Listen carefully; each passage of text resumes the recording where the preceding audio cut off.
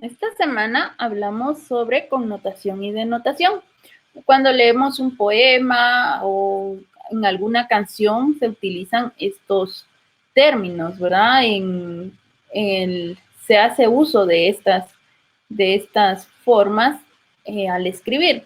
Dice que connotación es cuando se escriben, ¿verdad? Las palabras, pero tienen un significado diferente.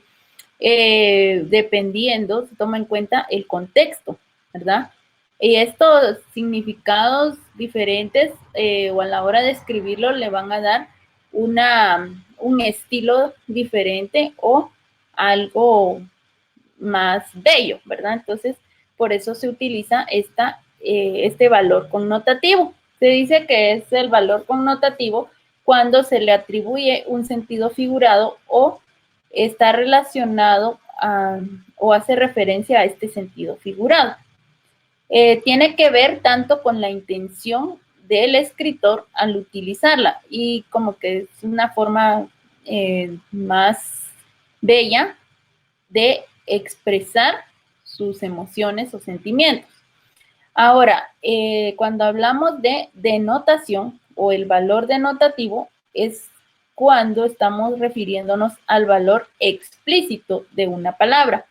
Quiere decir que como dijéramos, literal, ¿verdad? Lo que está escrito, eso es. Por ejemplo, en el libro, ¿verdad? Nos da en el caso de la palabra masa.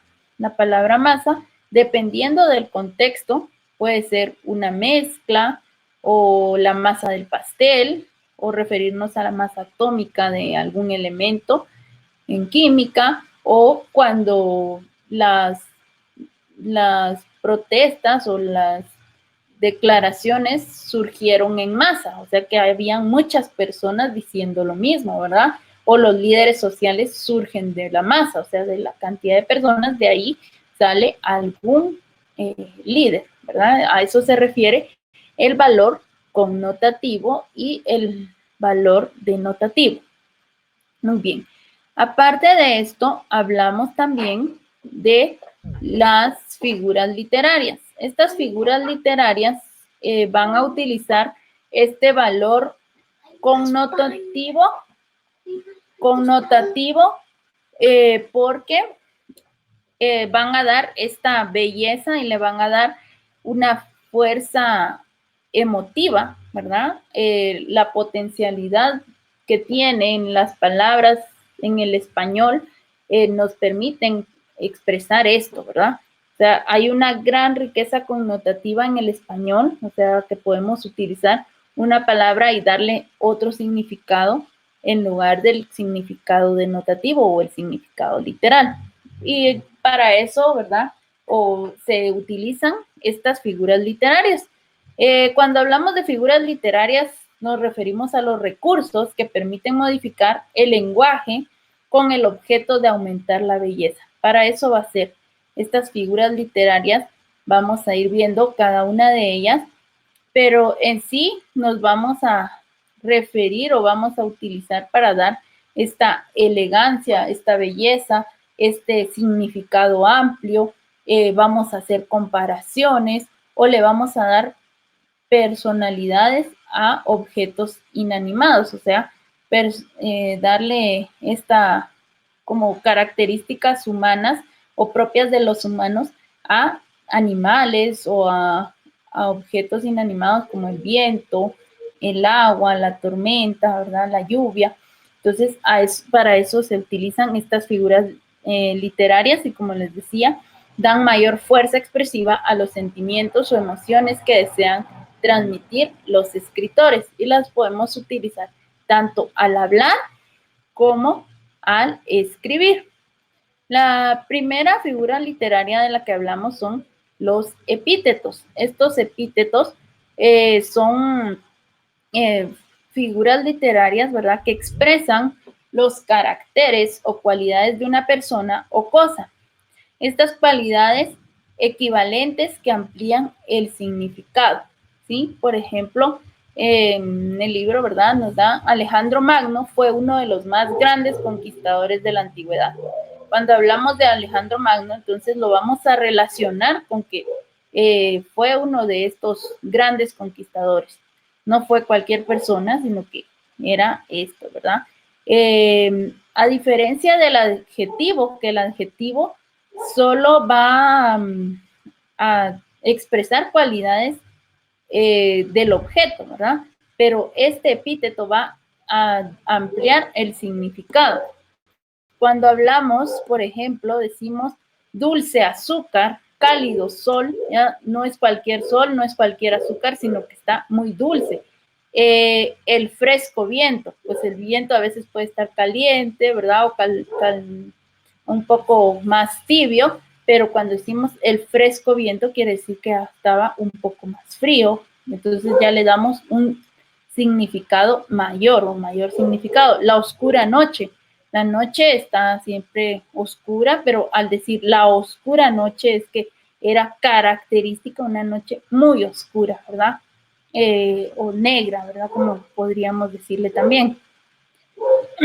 Otra figura literaria y muy conocida, muy utilizada, son las metáforas. Esta figura es una de las más utilizadas porque tiene fuerza expresiva y belleza. Las metáforas es cuando se da a un objeto el nombre de otro con el cual tenga semejanza o afinidad. A esto se refiere, por ejemplo, cuando decimos, nos referimos a una persona, ¿verdad? Y decimos, ya apareció el peine, ¿verdad? Que puede ser que hace mucho tiempo no se juntaba con las personas o que no estaba y entonces o estaban hablando de él, ¿verdad? Y lo estaban esperando de él o de ella. Y entonces dice apareció el peine, ¿verdad? No es que haya aparecido un peine caminando o un peine de repente, sino que se estaban refiriendo a alguien más. Entonces esa es una metáfora. También otro ejemplo, ¿verdad? Podría ser la flor de la vida. Estaba en la flor de la vida o cuando se refieren a que estaba en su juventud, en lo mejor de la vida, ¿verdad? En la mejor época, cuando estaba floreciendo o estaba sobresaliendo, podía estar lo mejor, ¿verdad? Entonces, o también fue al sueño eterno, en lugar de decir que falleció, ¿verdad? O que se murió, decimos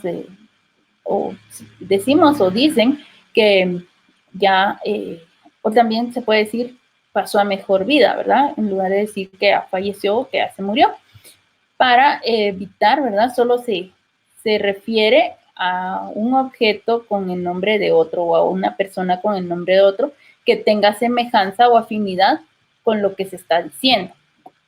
También existe el símil. El símil es una figura literaria también, pero tiene una comparación menor que el de la metáfora y esta tiene ciertas características que utilizan nexos comparativos como parecido, semejante, tal, igual a, ¿verdad?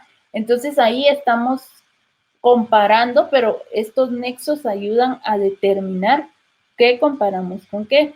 Y algo característico es de que ambos elementos están nombrados. Por ejemplo, en el libro, ¿verdad?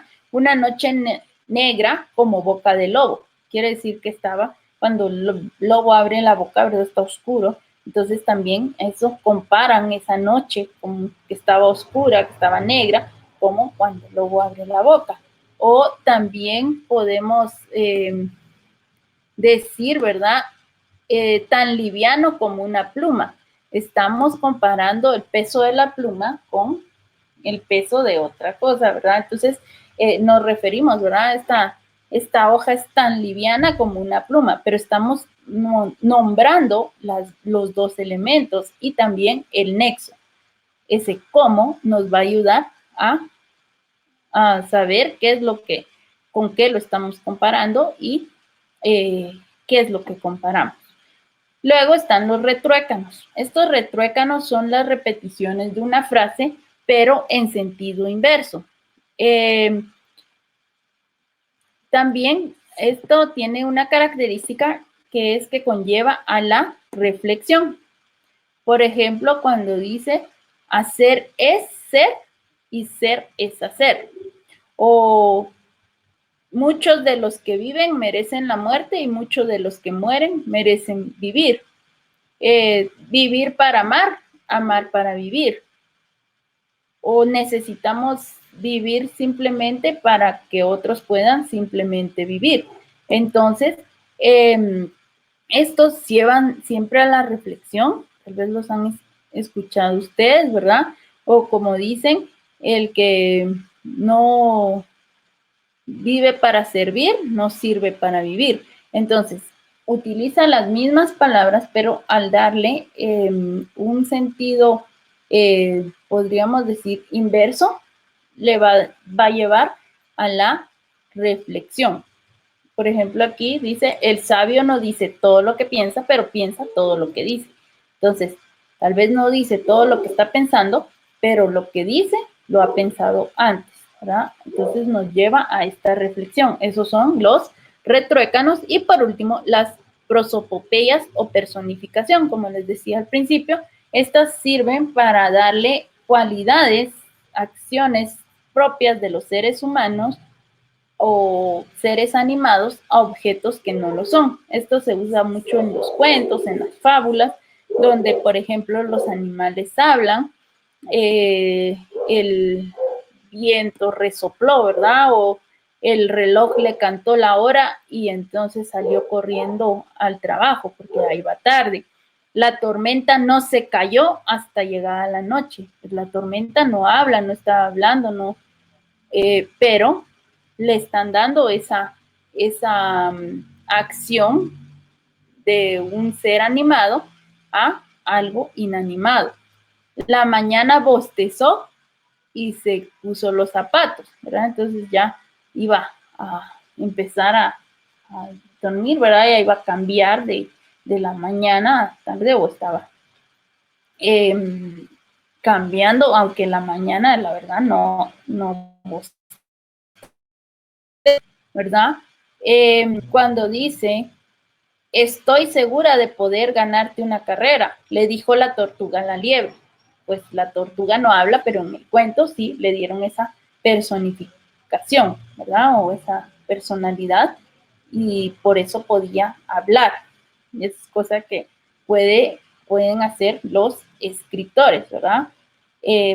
Las luciérnagas nos mostrarán el camino. Pues tal vez no es de que vayan a decir, mire, por aquí tienen que ir, pero les dieron esa personalidad. El viento rugía sin descanso de día y de noche. No es que el viento sea un animal y que ruge, pero por el ruido o era tan fuerte que se escuchaba, ¿verdad? Entonces a eso se refiere esa prosopopeya o personificación. Entonces, esto ha sido la clase de la semana, ¿verdad? Y a ustedes les corresponde hacer las actividades de estas clases.